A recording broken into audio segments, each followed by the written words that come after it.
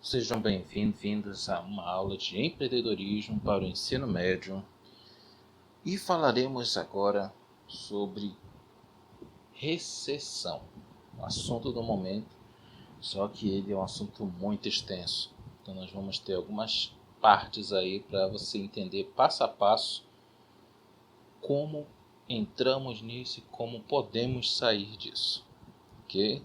Quem vos fala aqui é o professor Jordano Raad e espero que vocês curtam bastante nessa nossa videoaula.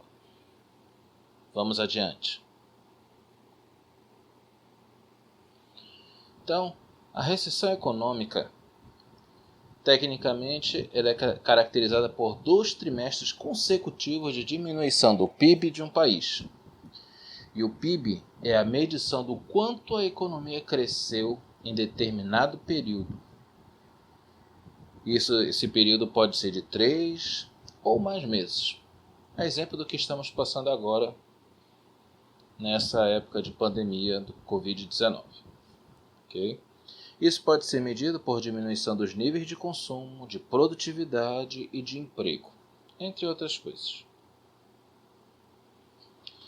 Como é feito o cálculo desse PIB?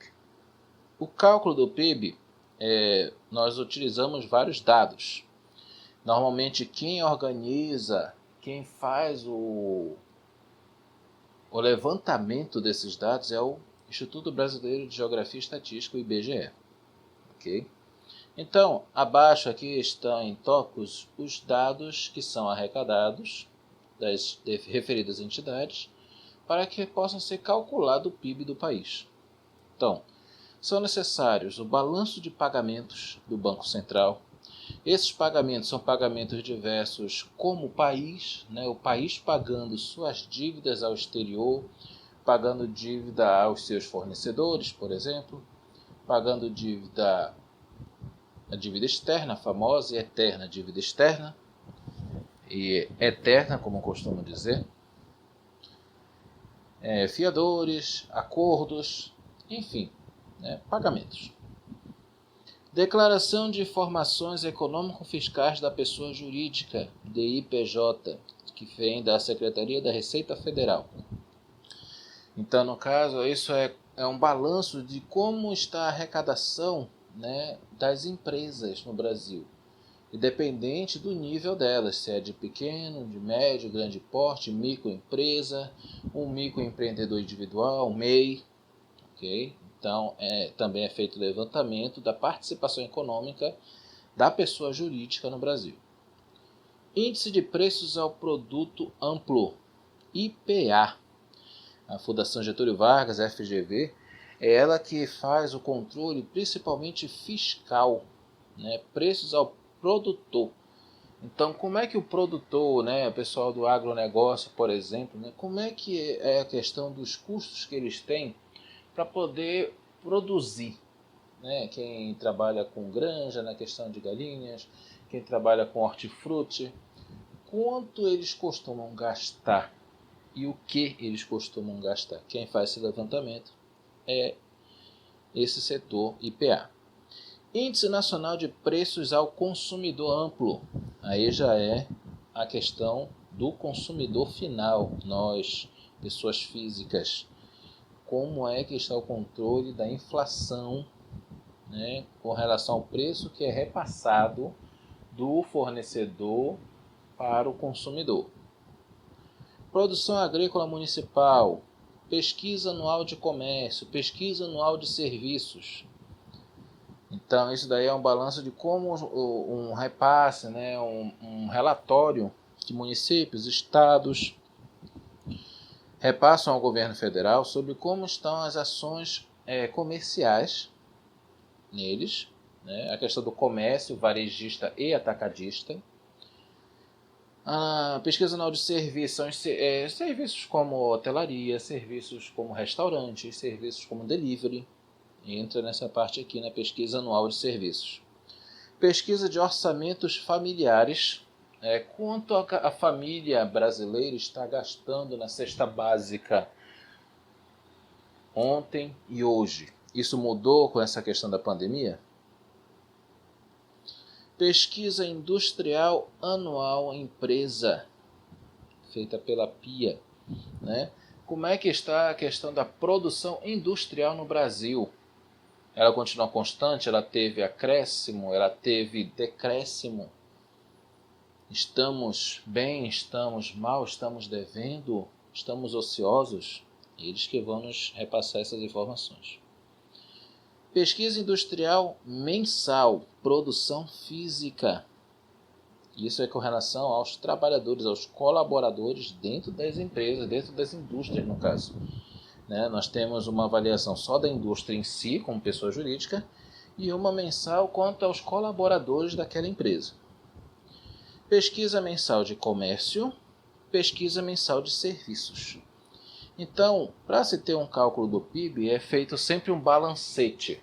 Primeiro, mensal, pegando desde a menor esfera, que é municipal, estadual, para depois federal, avaliando pessoas físicas e pessoas jurídicas, que são as empresas. Ok?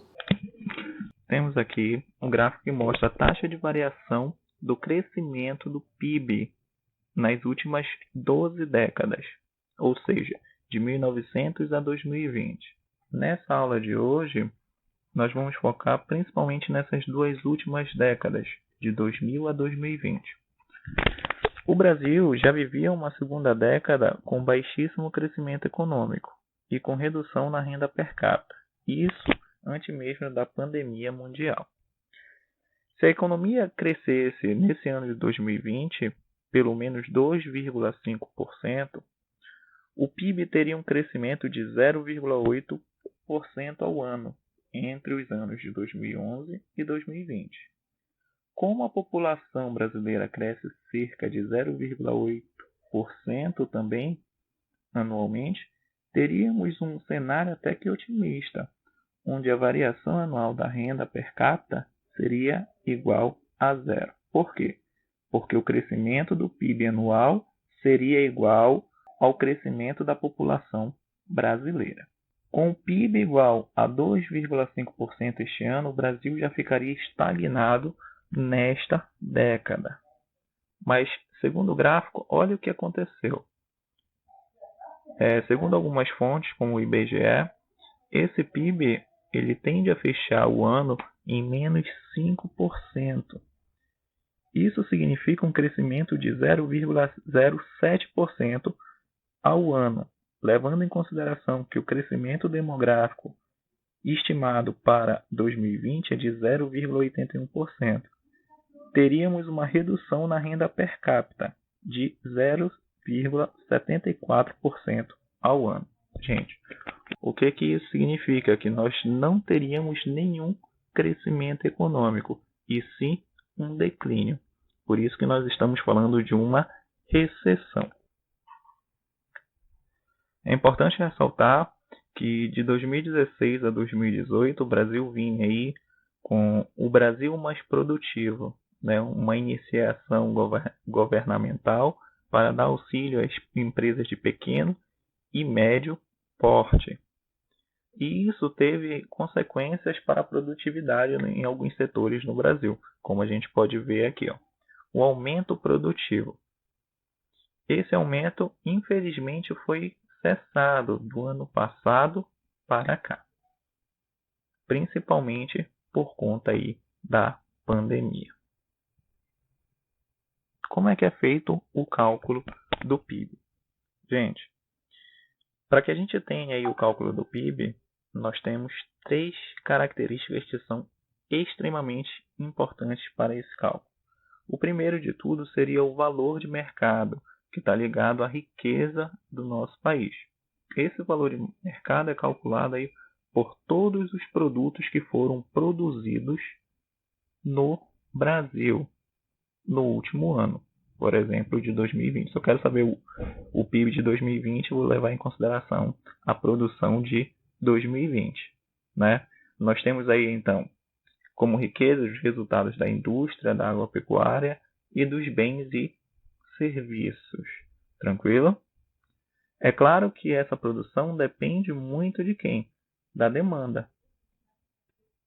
ou seja, do consumo das famílias, do governo, até mesmo dos investimentos que são aplicados ao cenário econômico e também as exportações que são feitas para outros países. Vale ressaltar que esse ano, como a gente está aí em uma pandemia mundial, o que acontece? Essa demanda ela tende a cair, né? Ou seja, a produção está baixa. E a última característica que nós temos aí é a renda, ou seja, é o salário que nós recebemos, aqueles juros do banco ou até mesmo aluguel, ou lucros através de empresas, ok? Essas três frentes somadas, trabalhando em conjunto, formam aí o nosso PIB. Lembrando que o PIB é o Produto Interno Bruto, ou seja, vai levar em consideração apenas o que é produzido no Brasil. Então, nesse caso, a gente tira tudo que é importado, não faz parte desse cálculo. Tranquilo? O que significa um PIB alto? Que vem a ser diferente da nossa realidade, né? Então, quando é que o PIB está alto? O que nós avaliamos? Primeiro, a renda. A renda, como nós avaliamos? A economia vai crescer. Se ela vai crescer, vai ter mais dinheiro disponível. Se vai ter mais dinheiro disponível, vai ter mais renda per capita, ou seja, vai ter um acúmulo maior de economia nas famílias como um todo. Aumento do consumo. Se eu tenho dinheiro, eu vou ter como consumir, eu vou ter como investir esse dinheiro em alguma coisa para mim. Seja nível de alimentação, de vestuário, de trabalho, de locomoção, enfim. Isso vem a ser o cálculo da renda. Emprego.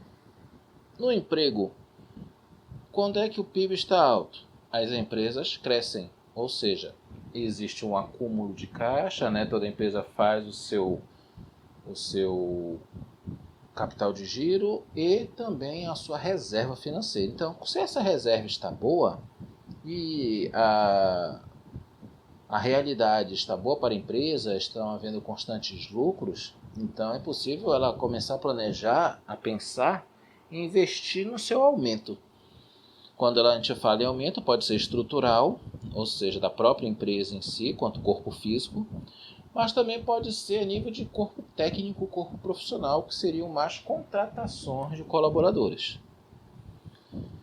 E também quando a gente fala em emprego, também possibilita que novas empresas abram, independente se é uma microempresa, se é uma pequena empresa, uma grande empresa, né? Se existe acúmulo de economia, há pessoas que possam investir esse dinheiro em algo mais rentável.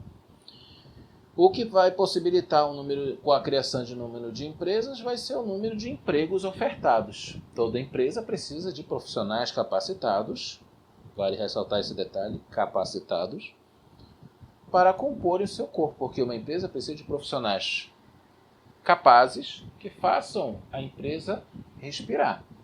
E não apenas profissionais que se digam profissionais, mas que no final acabam prejudicando a empresa, fazendo ela fechar em alguns meses, como acontece muito aqui no Brasil.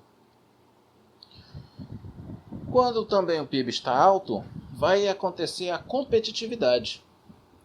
Economias em expansão produzem mais e se tornam mais competitivas no exterior. A questão do agronegócio é um grande exemplo disso, quando o Brasil compete com a China, com os Estados Unidos, em busca de um mercado cada vez maior de consumidores para os seus produtos. Os produtos ficam melhores e mais baratos. E, infelizmente, é uma realidade para quem compra o produto brasileiro. Infelizmente, essa não é uma realidade para famílias de baixa renda brasileiras. Se for falar, por exemplo, o açaí, para quem é paraense, muitos que são brasileiros de outras regiões consomem um açaí mais barato que o próprio paraense. Então, infelizmente, isso é uma realidade triste e desigual que existe no nosso país, infelizmente. Já no exterior, existe a competição entre mercados para ver quem oferece o melhor produto a um preço mais baixo. Inflação.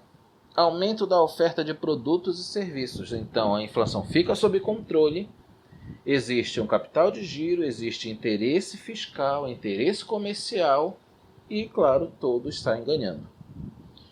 Cai o preço do valor de mercado e ajuda a controlar a inflação. Então, se eu tenho um fabricante de açúcar, vai ter um valor alto para os consumidores. Mas se eu tenho 3, 4 outros produtores de açúcar e revendendo esse açúcar, vou poder variar os preços e o consumidor vai ter opções do qual ele vai ser mais beneficiado e vai poder investir para gerar renda para a sua família. Bem, isso é quando o PIB está alto. Mas e agora, vivendo nessa época de pandemia do Covid-19? Como é que está a questão do PIB? Vamos voltar para a renda.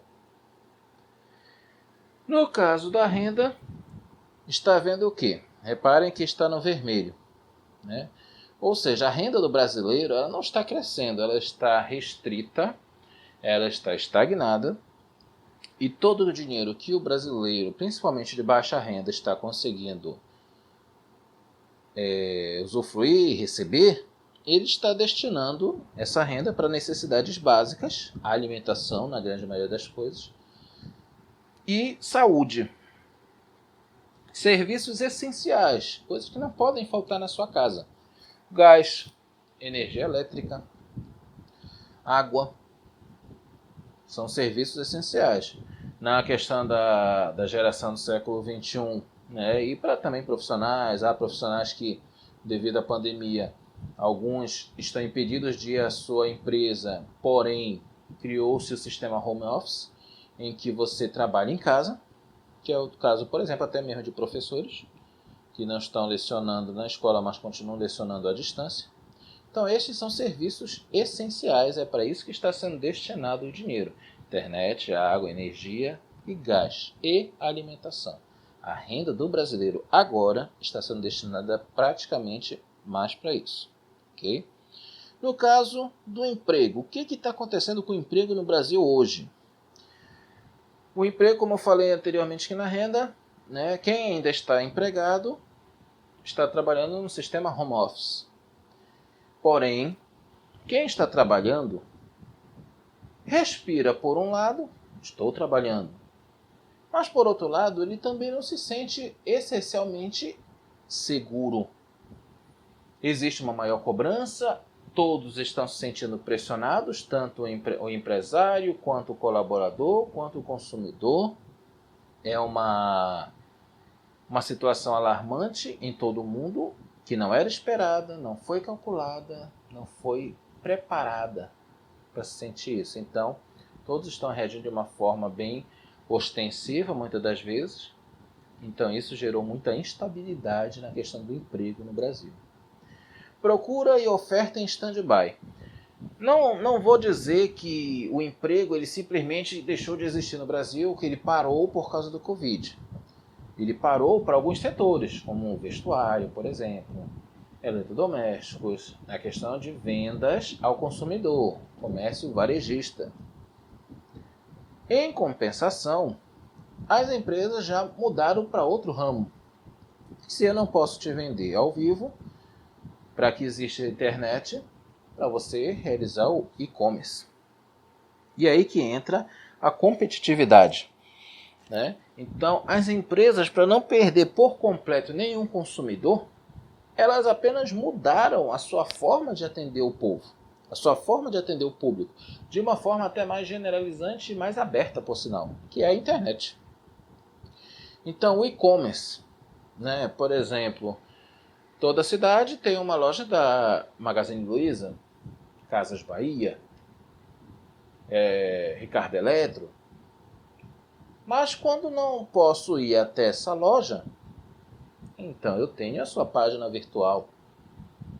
E é o que as empresas estão fazendo agora, estão redirecionando o seu poder de venda ao vivo para o mercado virtual. Estão atualizando suas páginas, estão colocando novos produtos, informando se estão ou não entregando o produto normalmente, porque há empresas até que pararam de vender devido ao medo com o Covid, pararam de vender até pelo e-commerce. Então há todo um cuidado em cima disso.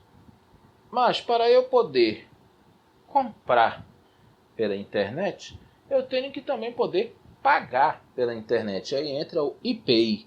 Pay em inglês significa pagar. Então, quando você consegue pagar, é como?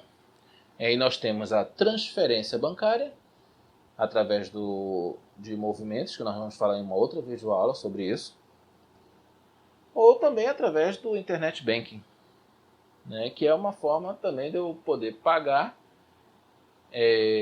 da minha própria casa. Eu posso fazer o pagamento e obter o produto tudo pela internet, pelo aplicativo de celular ou pelo notebook, computador, seja como for. Normalmente pelo celular hoje em dia.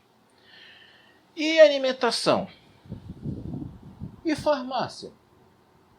Quando eu não posso sair de casa, é decretado lockdown, eu não posso sair por qualquer motivo, o que eu posso fazer?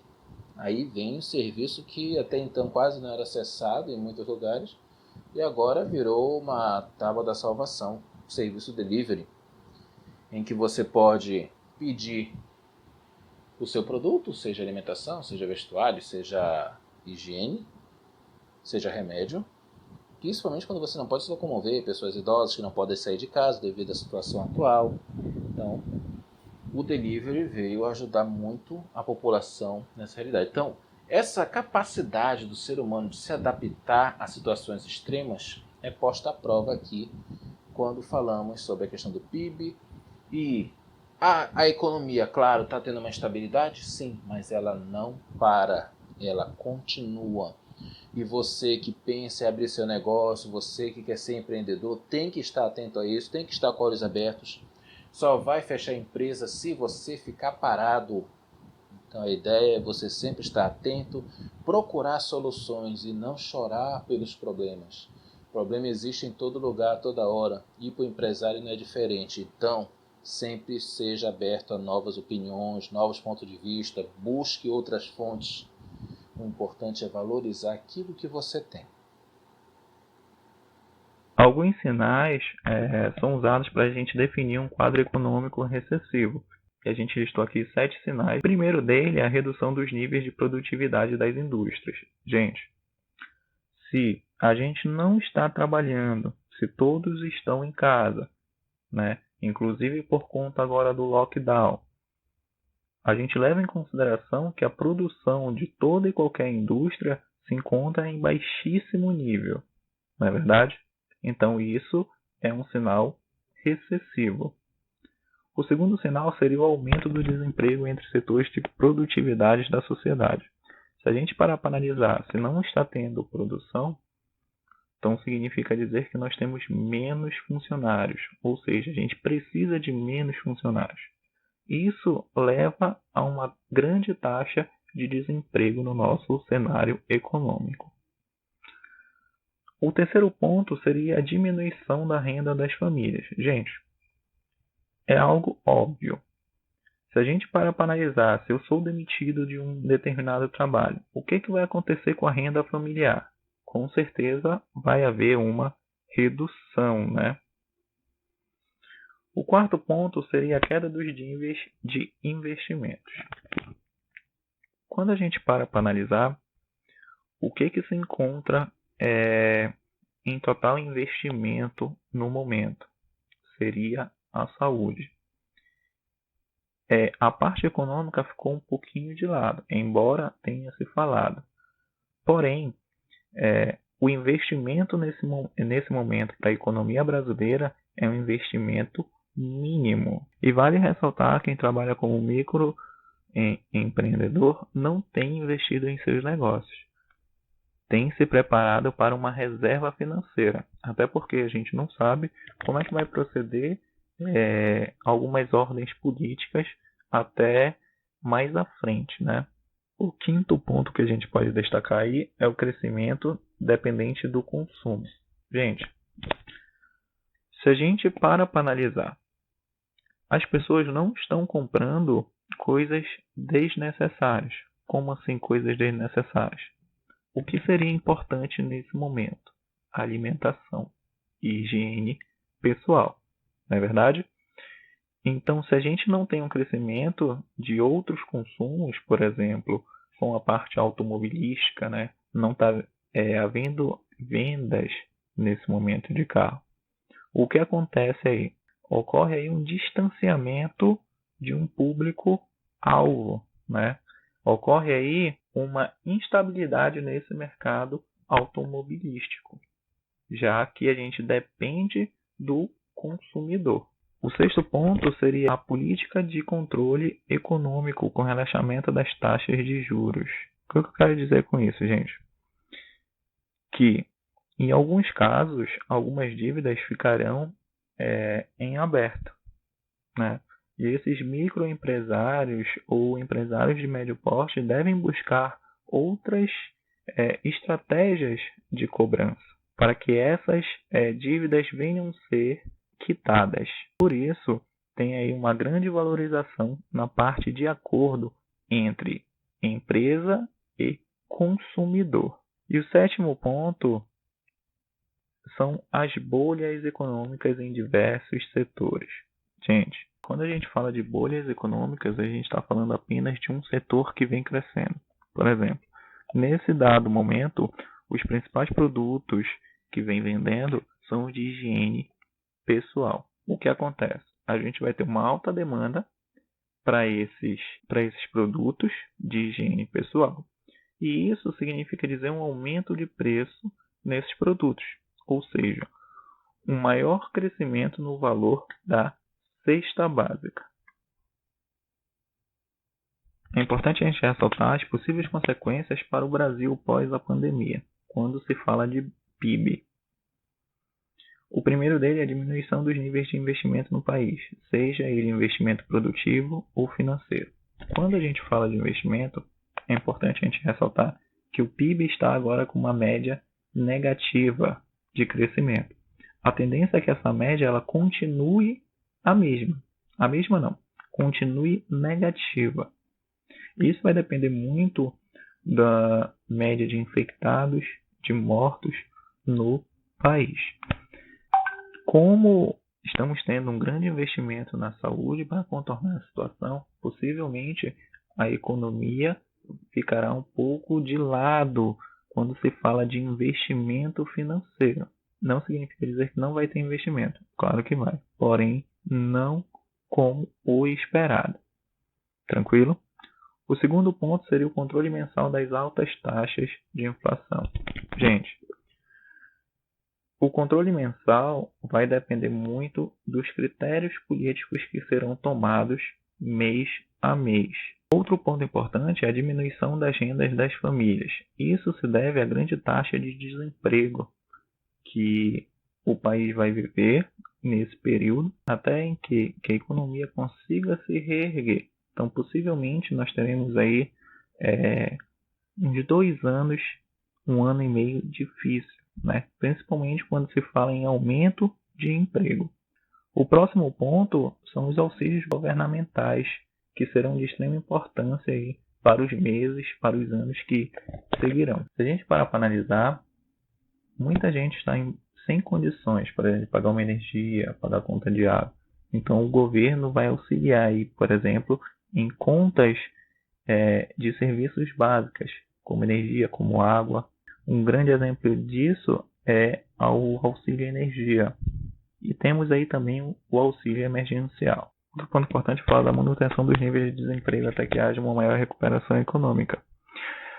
Ou seja, a gente precisa tomar medidas em que não seja preciso uma grande taxa de desemprego, né? Para isso tem que ser necessário algumas medidas.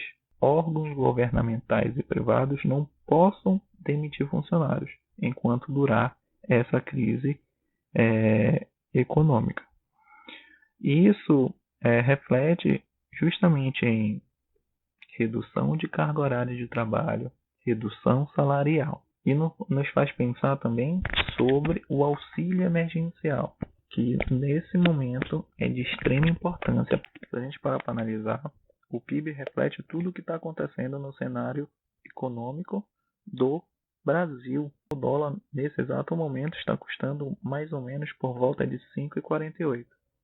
Gente, nunca aconteceu de o dólar chegar a um valor como este. O que isso significa para a gente? Uma grande inflação e uma grande desvalorização da nossa moeda. O que isso significa em termos de consumo? Que os produtos ficarão mais caros. Se você parar para analisar e pesquisar, principalmente os produtos que vêm de fora do país são os que estão mais caros.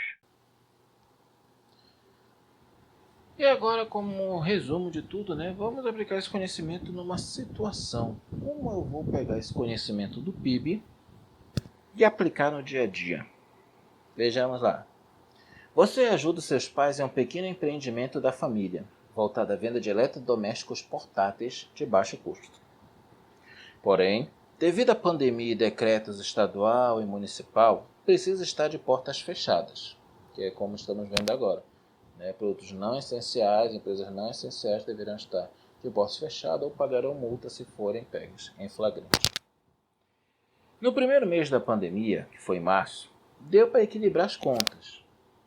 Existia aí uma certa reserva, não chegou a ser o que era esperado no mês, mas deu para cobrir. Mas agora em maio a situação ficou alarmante. Passou-se abril, já estava difícil, e agora em maio piorou. Agora a empresa está, além de fechada, está acumulando dívidas. Isso é o que está acontecendo em muitos setores e até com o ser humano, o cidadão comum, o cidadão brasileiro. Letra A. Como isso pode afetar o PIB do Estado? Se eu falo Estado, o Estado depende de quem? Dos municípios. Tá aí a dica para você pensar na resposta dessa letra A. O PIB de um Estado decorre das atividades econômicas que acontecem nos municípios dele. Então você tem que checar quais são, no caso, as atividades econômicas, o principal forte das atividades econômicas no Estado, no caso, nosso Pará. Letra B. O que os órgãos governamentais podem ou devem fazer sobre esta situação? Órgãos governamentais, prefeituras, governo estadual, prefeito, governador, deputados federais, que são aqueles que vão aprovar emendas que vão justamente auxiliar, seja a empresa, seja o trabalhador brasileiro, que, por exemplo, agora aquele que é autônomo está conseguindo receber uma ajuda emergencial. Então, são formas do órgão governamental fazer alguma coisa. O que mais que eles podem fazer nessa situação colocada no exemplo aí? Okay? Letra C. O que você sugeriria aos seus pais sobre como resolver essa situação? Aí entra os seus conhecimentos da conjuntura, como é que está a situação a nível mundial, a nível brasileiro, a nível paraense, a nível do seu município. Como a sua empresa pode respirar ou como você pode ajudar seus pais a reinventar a forma de voltar a lucrar mesmo nesse tempo de pandemia. Mas eu vou dar um alarmante para vocês. Olha essa observação embaixo. A empresa ainda não está em dias com os tributos, ou seja, ela não tem o CNPJ regularizado. Leva isso em consideração antes de responder essa letra C. Na verdade, ela está relacionada às três alternativas aí. A letra A, a letra B e a letra C. Ok? Vou aguardar a resposta de vocês. Foi bom estar com vocês. Espero que tenham aprendido pouco sobre isso.